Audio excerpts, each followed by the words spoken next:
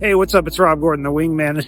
I am here at 4:50 in the morning to start my trip. Unfortunately, Lester, my Ford Escape Hybrid with 180,000 plus miles, the brakes went out on me like 2 days ago and it's in the shop. So obviously I can't drive that up to Oregon, but I'm gonna hopefully find something here at Fox Rental Car and get on the road. Pretty nice looking.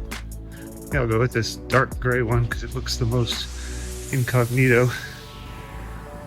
All right, just kidding. So the dark gray one had a oil soon and really squeaky brakes.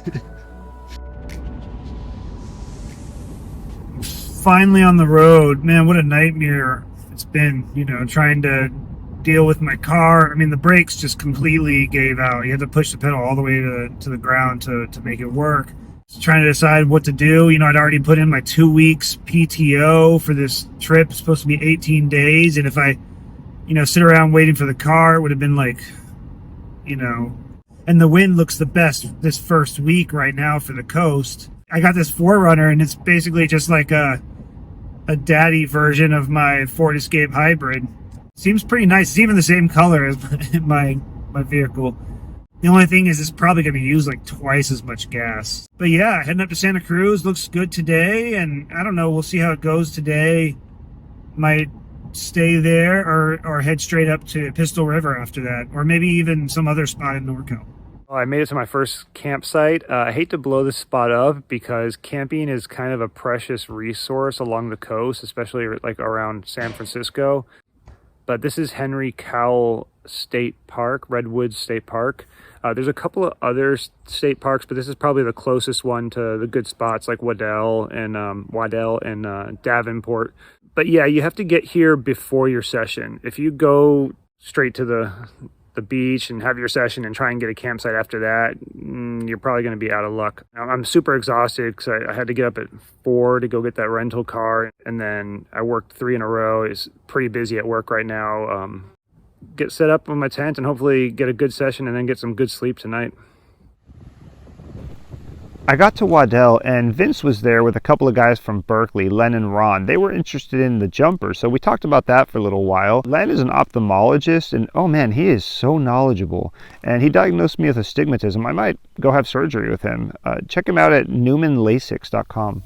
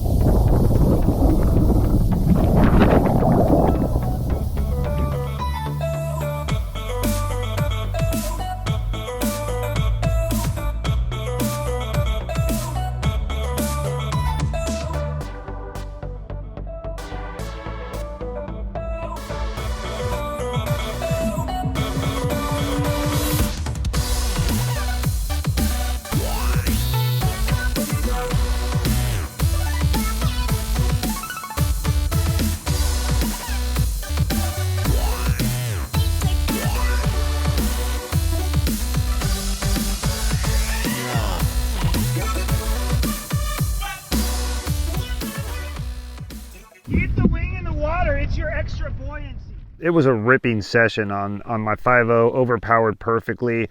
Afterward, I swapped out boards with Len and tried to show him how to do the stink bug start, but it was really choppy and windy. Man, just a ripping session out there. Just got some grease on me. I had to hide my key. This isn't my car. Man, just a ripping session out there. It got super windy at the end. I was on my 5. Waves weren't that good, but nice swell and just like awesome ramps, you know. You don't need to lose weight in this sport. You just need to have wind. I always think I suck in SoCal, and then I come up here and it's like, oh, I can do anything. It's so good. Awesome session. This is my favorite thing about coming up to NorCal and Santa Cruz. It's always cold in the water and you're so tired, and then I just love coming to this little roadhouse. It's just a great place to get the fisherman stew or the clam chowder. It's so good.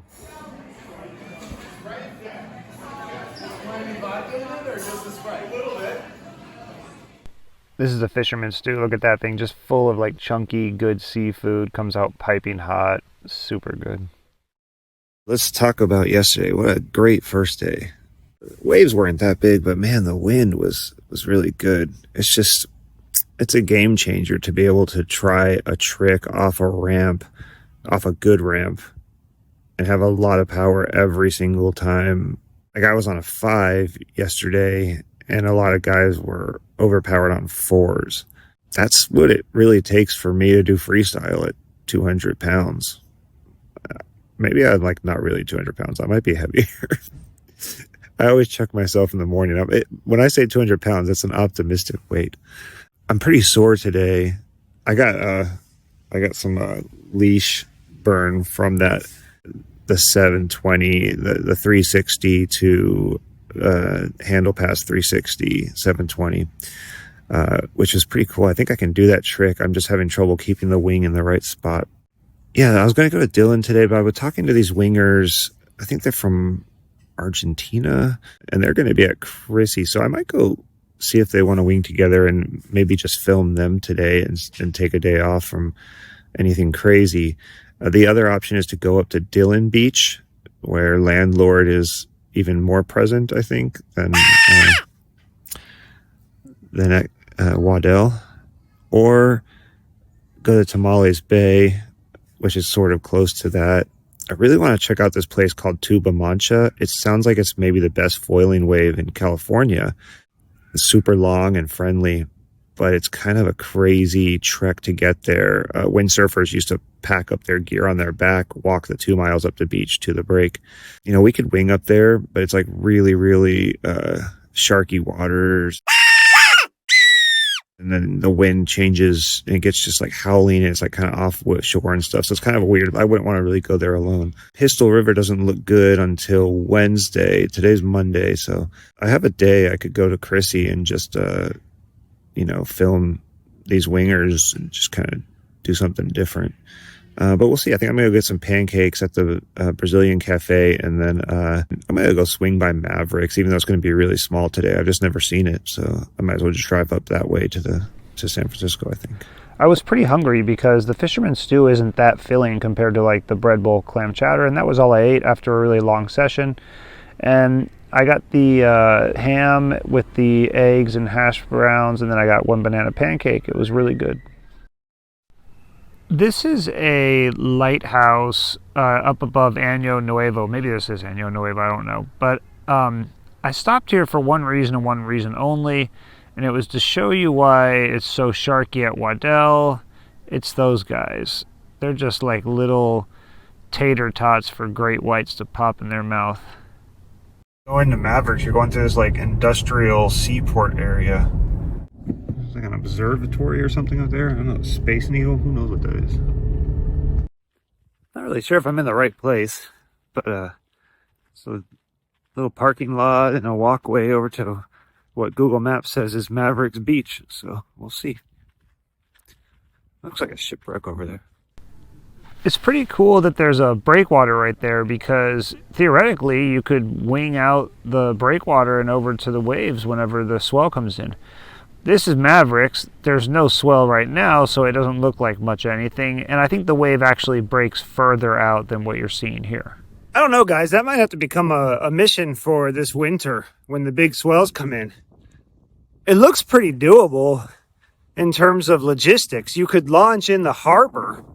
You wing down about a half mile, you go out through the breakwater, and then wing up to the wave. Obviously, you'd have to stay on the shoulder. You would have to be really careful. But I think it's doable. We'll see. Maybe this winter we'll do a Mavericks attempt. I met Jeff Clark, the original Mavericks surfer. I met him a couple of weeks ago at 3rd Avenue. Really nice guy.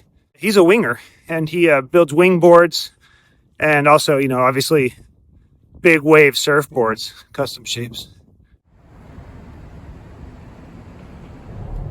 Are any of my viewers, say, a recently divorced woman that happens to have inherited a beautiful house along this stretch to Chrissy Field? If so, let me know. Happy to relocate. I decided to come to Chrissy. Might meet up with a couple other wingers here. It's a little light right now, but definitely rideable, and it's supposed to be ebbing from 2 to 4, so maybe some swell. And it's actually sunny, so it's pretty nice. It was not, in fact, light. It was actually really, really windy in the middle of the bay. I thought Paulo, the Argentinian winger, was going to stay in close, so I rigged a 6, which was just crazy. But she went out under the Golden Gate and got in the thick of it.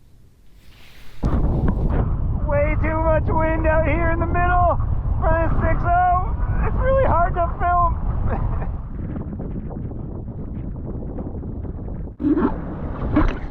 There's really good swell under the bridge. Oh, this is a trip. I wish I was on my glidey foil, though. Catch up, catch up, catch up, catch up. Oh, get over it.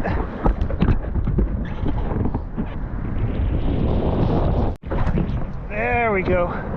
Little roller under the bridge. Rollers under the bridge. I really like riding under the North Tower. It's just really, really big, organized swell.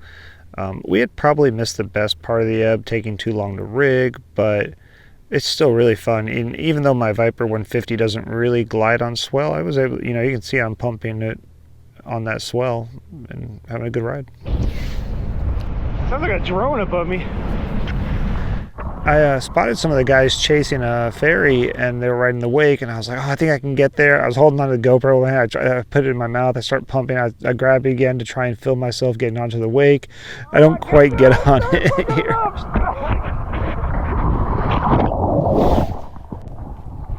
And all I could do was just sit there and film them as they enjoyed the ride, and I missed the boat, literally.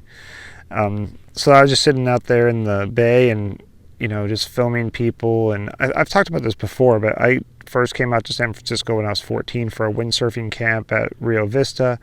And I saw some guys out here at Chrissy, and I always wanted to ride here, and it's just so cool to be part of it. Also out on the bay was someone I only know from seeing their post on Instagram. Kite the bay? Hey! He actually does boat-supported kite lessons. Might even be able to convince him to take us for downwinders. Pretty good day out by the Golden Gate.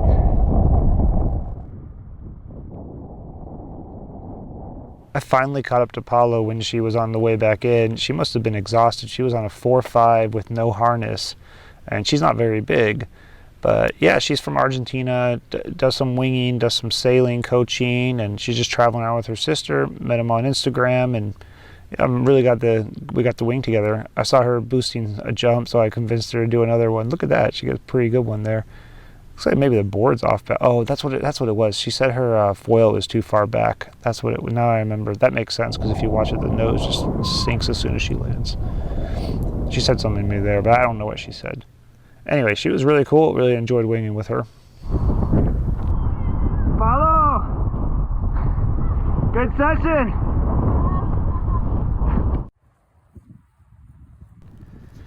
After I got done editing and hanging out at Chrissy, I got on the road and headed to Dillon Beach. Pretty bad luck. I came to Lawson's Landing by Dillon Beach thinking it sounded like it was a state park. I'd probably be able to find some camping. I stayed late at Chrissy editing a Instagram video, and yeah, Lawson's was locked. It had a gate that's locked. I'm gonna at least look at Dillon Beach and just at least look at it since I'm here. This isn't the worst thing, because I haven't eaten anything since breakfast. All I have is like one old granola bar. When no one else is there for you, Taco Bell will be there for you. Bit of a disaster there. I dropped one of the soft tacos. It was not wrapped very well, and I spilled it all over myself in the car. And look, I'm gonna be honest, I'm not proud of this. I ate some of the taco off the floor of the car. Drive a little further, get some gas, and then I'll set my car up to sleep in. I haven't done that yet with the new car. Man, I was like, what is that noise this car makes whenever you turn the engine off? And then I realized it's a repair I did on my board at the foil track. It must be like trying to get some water out or like equalizing. Just listen to it.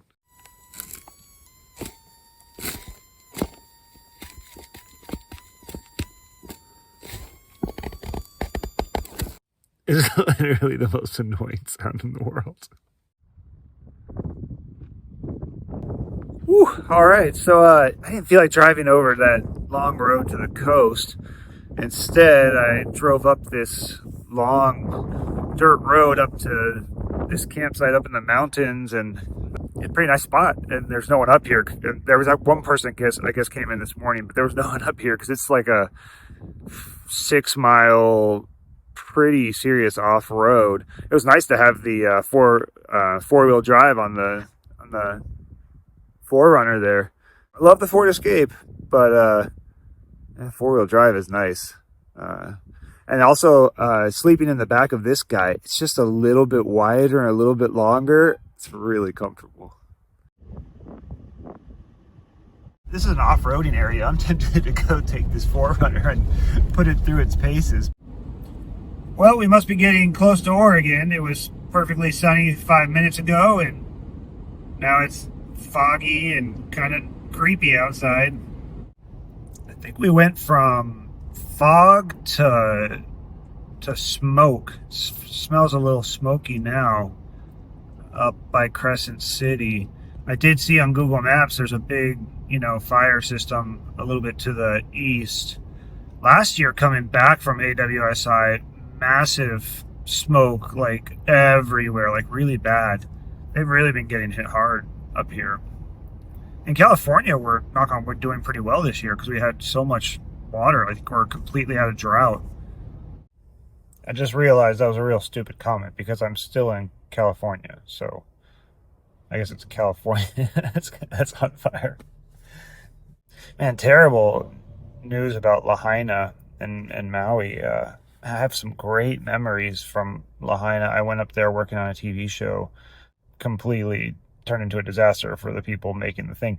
But that meant that I got to go surfing every day with one of the PAs that they'd hired locally and hanging out with them and just, oh man, just getting shown around by the locals, going to parties. We were hanging out in Lahaina the whole time. They had a great local band, and they were playing Sashaman, Necta.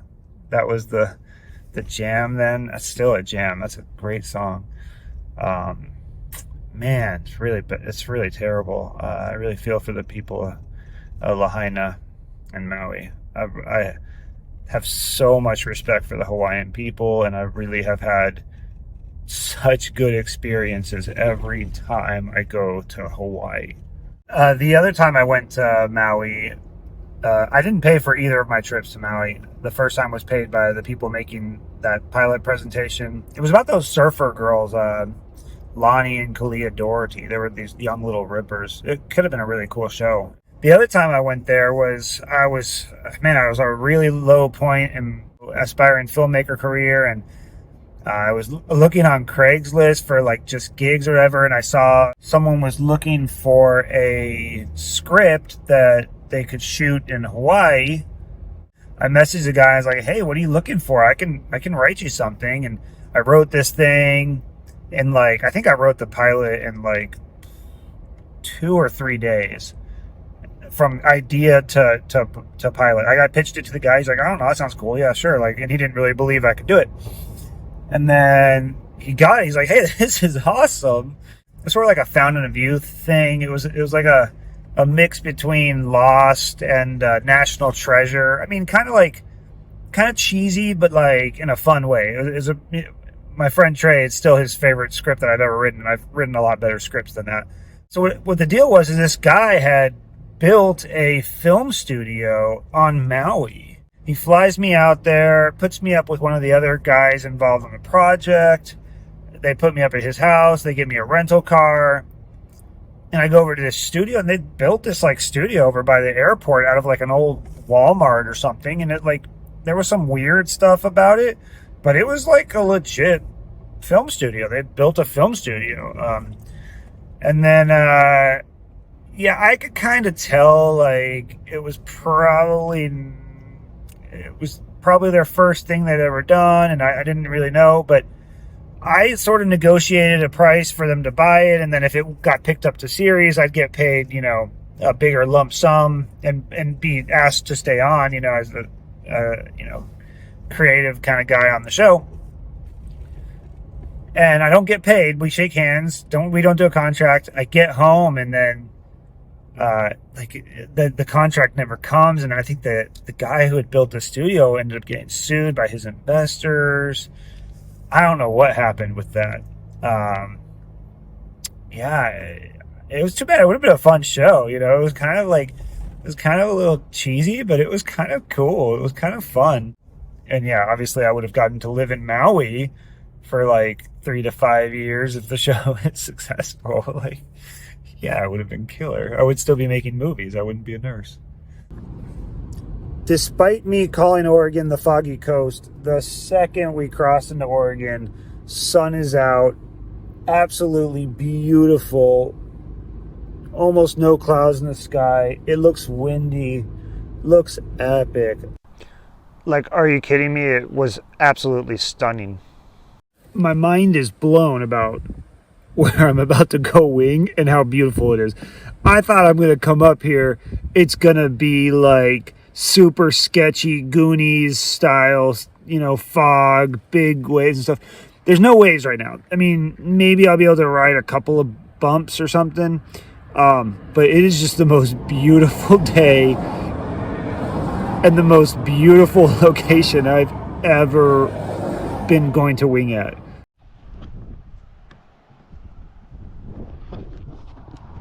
Just gotta walk down this little path here, I think, and then go out there by that bread loaf.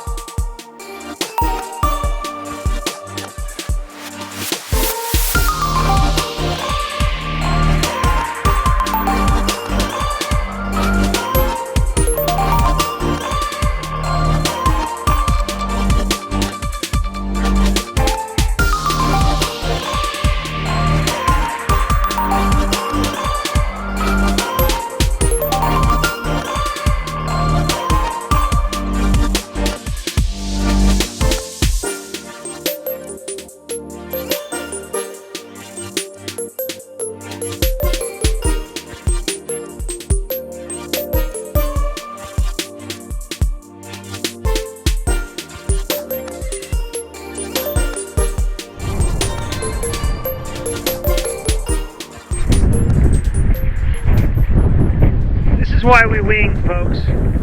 It was at this point that I give a rousing, emotional, and inspiring Braveheart style speech about winging and how it's so good for the soul, how important it is.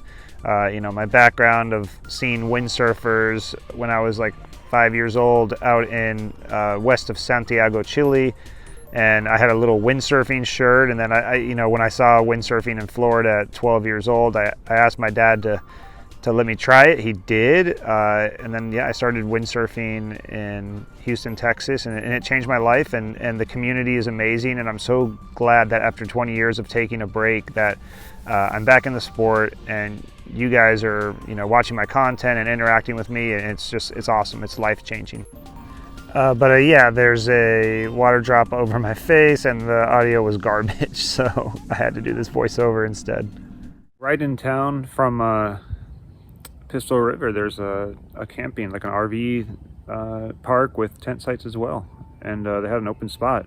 It's like $30 plus tax. Not bad. It's only like 10 minutes away from Pistol River. Picked up a new hat at the store. I've been giving Unifoil all this free advertising. They should be paying me for all the times I wear that hat in their videos. The next morning, I went to their little restaurant and I got a breakfast. I actually got 2 breakfasts because the waitress accidentally gave me the wrong thing, so I ate both of them. All right, so I had a nice breakfast. I'm just hanging out here at my campsite waiting for the wind to come up. Got a little creek behind the campsite, which is kind of nice. I also realized there's a blackberry tree right in my camp with quite a few blackberries. Might have some of those later for dinner, for dessert. So I'm trying a new thing here with this video. I'm editing it on my phone so that I can keep up with it while I travel. I figure it's going to be a lot of footage. I can just put out one video every week while I'm traveling instead of having to try and do the whole thing when I get back and just being like this massive video. It's not as good as my at-home software in terms of being able to control everything. So you guys let me know, like, if the audio is like really bad, or if you just it doesn't feel as good. Like, let me know. It's actually more powerful than my system because I'm still using Final Cut Pro from a 2009 iMac. That's what I'm editing on. So like there's even some like AI software to like fix the audio and stuff, which is awesome because I don't really want to use lav mics and deal with that. But yeah, let me know. I think it might be what I do going forward, just to cut down on processing, because it takes me so long to make these videos.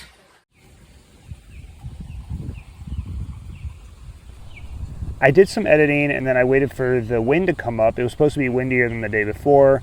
Then I headed back down to Pistol River and I actually stopped to talk to someone whose truck I'd seen the day before. All right, so I just met this cool dude, John, who used to be a photographer. He showed me some amazing photos from Africa and South America. I'm hoping to even interview him later if he'll let me and show you his photos. They're so good. He doesn't have any gear anymore. He only has a point and shoot camera. But I was like, hey, if you're gonna be up here, do you mind just popping off a couple of shots for me? So I don't know. We'll see if he gets any. He's like, oh, I don't really want to go anywhere. And I was like, no, just whatever you can get here, just like one shot with me in the big rocks, So I'm gonna get out there and check it out. The waves are really nice today. I'm gonna try and upwind to him and get some shots. I rigged a 5 even though it was really windy because I knew I wanted to upwind to Aria's Beach and get some photos from there and also above there. It was really windy and there was big swell.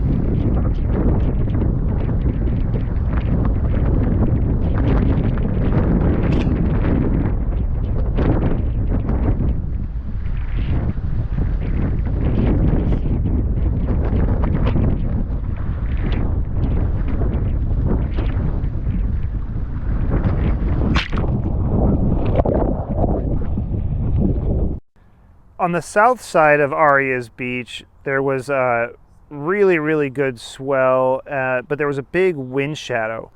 Here I am getting one from way outside of it. It took me a while to even figure out which shot this was from. But here I'm just riding some of that ground swell. And so yeah, I would go in and I would have to ride the ground swell because once you get behind the rock, you see that rock coming up on the left, there was no wind and it would be like crazy swirly. So it would be flipping the wing and stuff. I wasn't even trying to really turn out of there half the time. When I did turn out of there, I'd come out again and I would just get hit by a gust that I swear there was like 2 gusts and they would be like 50 miles an hour. I'm not even joking. I would just have to hold on for dear life. And then I'd get back out and I'd be pretty good. So I stayed there for a while, and then I wanted to upwind on the north side of Aria's Rock to get some footage from there. So there you see, not Aria's Rock, Aria's Beach, and there you see the two rocks and the wind shadow, and my new friend was up there on the lookout over there. This is just another one showing you how good the swell was there. I don't have a lot of footage from riding up on the north side. It was like a washing machine there. I really just went there for the footage. It was kind of fun. It was like a even windier up there because it was like a Venturi effect, and there were some hidden rocks. It was kind of crazy. Yeah. Just seeing the wing flipping, and then there wasn't much you could do once you got in, but look how good that swell was. Oof. And then this is me downwinding back from the north side, just doing some little toe side. It was just such an awesome session. I was so lit. I should have been on a 4. Could have been on a 3.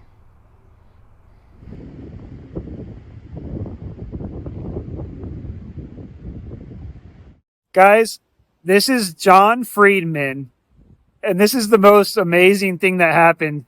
I came up to him today. I said, "Hey, you were here yesterday, right? Any chance you took any photos?" And he says, "No, but I'm a professional photographer." But he doesn't have any camera equipment right now because it burned in a fire, right?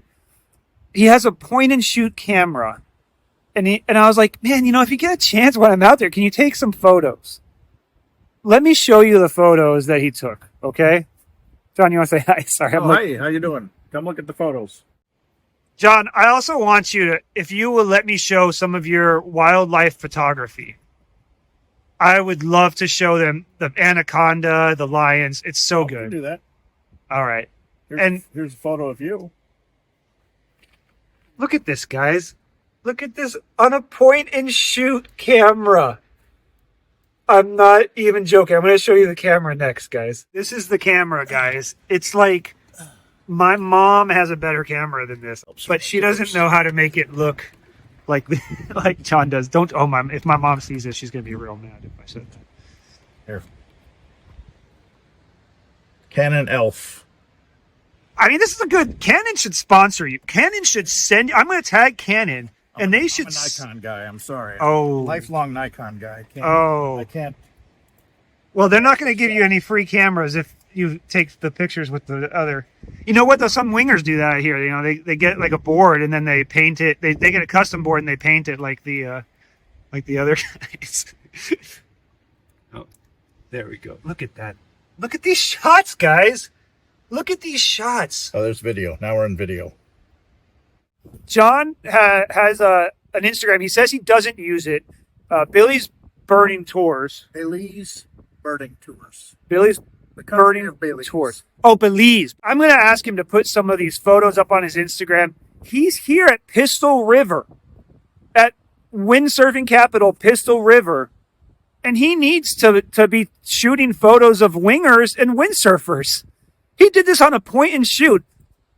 If he doesn't buy a camera, we're going to put the money together and send him one so he gets into this and starts taking photos for us. Hit him up on Instagram. He says he doesn't respond, but come on, guys. Come on.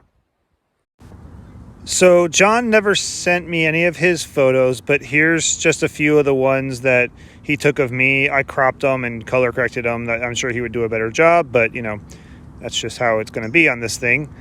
I'm so stoked to have these. I mean, on a point and shoot camera, it's amazing he got this, and he never left his truck. I just got back into camp. We had a lot of trouble getting the photos onto his computer and my phone. I'm just made some ramen. It's quiet time. It's 10 o'clock. I'm going to go to bed. So I just took a shower the first time in a few days. Man, I've been coming in so late and not having food and only having ramen for dinner. If I'm not careful, I'm not going to be a big dog much longer. Got to be careful there.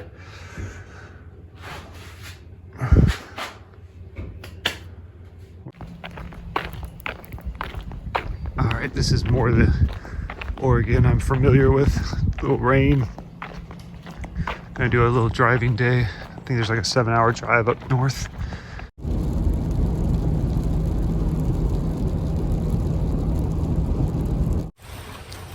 All right, got my haircut. Got my campsite set up. And yeah, it's still raining. I think I'm gonna go to town, get some food. But man, you know, I ate some of those blackberries. They were delicious. I don't know what it is though. Every time I eat blackberries, whew, they go right through me.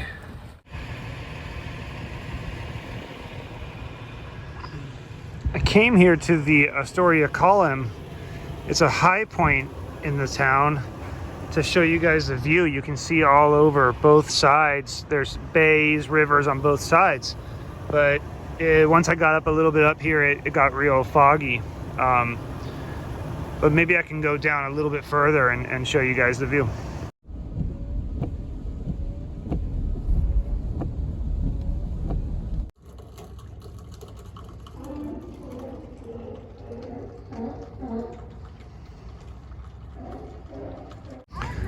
Like a little pier walkway here. Some restaurants and stuff over here, but most of the restaurants are one street over, I think. So the only reason I know about Astoria is one of my preceptors from NP school. She moved up here, and, like, bought this house, did a bunch of work on it, and worked at an urgent care up here. And so I came by on one of my other road trips, and I was just like, wow, it's such a cool place. And I thought it was so beautiful. And then she actually put in a word for me and got me an interview when I graduated. And, you know, hearing about the job, it sounded great. It was only like 170 work days a year, 410s. It was, you know, everything sounded pretty good. Good pay, cheap price of living. And then when I was doing the interview, they're like, how do you feel about rural areas? And I was like, yeah, no problem, I love it. And then they're like, well, how do you feel about the rain? I was like, what do you mean? It was beautiful when I went there. And it's like, no, it rains like every day for 9 months of the year. You don't see the sun. I was like, oh yeah, that's gonna be a no for me. That's gonna be a real problem. That's what I was gonna say. But the funny thing about that whole story is, like, when I was doing that job interview, I applied for my Oregon license. I think I can actually practice nursing in Oregon and prescribe meds and stuff, because it's full practice here. You don't need a supervising physician. But I don't know, I haven't tried it. But if anyone gets you know, some infection and from a foil cut or something, maybe I can try and call in some antibiotics and see if it works. I went to the Bowie Beer Company for dinner. I got fish and chips, and they were incredible. The beer batter was super crispy, and the fish was really tender. All right, that was super dope. It was really, really good. I'd been there before and got those cheese curds, but that was really good. You might say to yourself, Rob, you just complained about your stomach hurting from blackberries. And I'll tell you guys, that fried food will not mess my stomach up at all. It'll be totally good. Only when I eat healthy stuff. The coleslaw, if anything, would be the worst part. The next morning, I went skateboarding at Fort Stevens to the South Jetty. I brought my pinion with me, hoping I'd be able to get some wind on the way back. Didn't work out. But yeah, I'm not going to put that video in here because it's too long. But if you want to see some elks and a shipwreck and stuff, check it out on Instagram, Rob Lagord. And then I went back to the Astoria Column to give you guys a better view, and we had some good luck with the weather. I also lucked out that the column itself was open, so I went up these spiral staircases to the top. Kind of sketchy staircase. I asked the guy when I was leaving, I was like, hey, how many people fall down that staircase every year? He's like, oh no, I'd never seen it happen. That shocked me. But yeah, you go all the way up and look at the view you get at the top. It's incredible. There was a lot of people up there, so I'll just keep talking myself. Over here you see the Astoria Bridge, and then that's the Columbia River. And then as you work your way around, that's Young's Bay, and then back around to Columbia River. And yeah, down to the right, that's where Hood is, and I'll be heading there in a couple of days. I'm actually there now. I'm editing the video. Seriously, that was $5 well spent. I wish I had. They have some little wooden planes you can throw off the top. I wish I had one. There was a nice little breeze. It probably could have gone like a few miles. Everyone's throwing them into the wind. I'm like, guys, throw it with the wind, with the wind. You ever see one of these signs driving along the Oregon coast and think, oh, tsunamis, like I'll ever need that? Well, here's the thing, right? So my first major in college was geology. I actually have a BS in geology. But this is no BS. Super NorCal, like super high up NorCal, Oregon and Washington are actually likely to experience a massive tsunami in the next like 50 years. I don't remember the percentage, but it's like a 30% or chance or something, or 50% chance in the next 50 years. And we're not talking like some little tsunami. We're talking like the estimated death toll would be 20 to 30,000 people. What happens is, unlike SoCal, where the faults are inland, the faults on this part of the coast, there's one outside the coast. So if there's a shift in that plate and a major earthquake, it will send a huge wave to the coast in like 15 minutes. You'll have like 15 minutes. And they've built schools and stuff in that zone, even though, you know, people tried to get that not to happen. So if you're ever in the Oregon coast and you feel a big earthquake, don't mess around. Grab your stuff, get in the car, and drive up the nearest hill as fast as possible. All right, so this is Manzanita. Swell looks pretty good. I don't see a lot of whitecaps yet. Hopefully the wind comes up and fills in. All right, I'm down at Manzanita on the beach. Feels pretty light. I think there's supposed to be one other foiler here supping. Trying to find him so I can get some beta. That feels foilable. I might need the 8 meter, but it feels doable. I don't know where you get out though. Whatever, I'll just paddle hard. I did a little yoga because I was really sore, and also I was hoping that the other winger would show up and show me how to get out. This looked a lot like the time that I tried to get out last year on the Oregon coast, and I got smashed and I ripped my left handle off my wing. And yeah, getting out was a nightmare. I had a small window where I thought I'd be able to get out, but there was absolutely no wind on the inside, like zero wind. I couldn't get up.